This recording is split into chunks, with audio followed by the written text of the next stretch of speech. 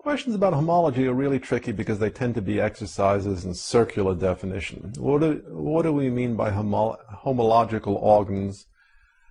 Well, in the 19th century, in the early 20th century, geneticists and biologists struggled to put together a criteria for homology. They talk about similarity in embryological development, similarity in function, similarity in morphological form.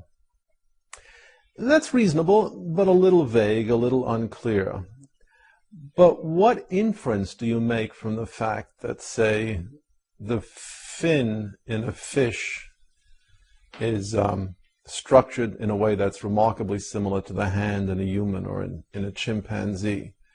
If the fact that you see some morphological significance is taken as evidence for common descent, there's not much additional that you need to look for by way of evidence because the issue is definitional.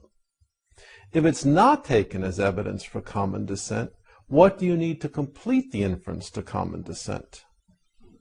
There are plenty of examples of homological structures in biology which are obviously not based on common descent. For example, take the Australian wolf, which, except for the reproductive system, features a wide variety of organ systems that are absolutely homological to the North American timber wolf. But there's no evidence that these homological structures arose because some wolf at some time in the past, or some proto-wolf, decided first to migrate to Australia and then to migrate to North America. The evolutionary lines are completely distinct, and yet we see a profound degree of homology. We see this throughout the animal kingdom. The whole issue of homology, commonality of form, is riddled with a great deal of philosophical uncertainty because it's never clear what the evidence is for, and how one is to avoid completely circular reasoning. What is clear is that within family groupings there are profound similarities in structure. We can say that. But whether they arise because of some constraints in the circumstances of life, or because there's a genuine explanation in terms of a common ancestor, we just don't know in many cases.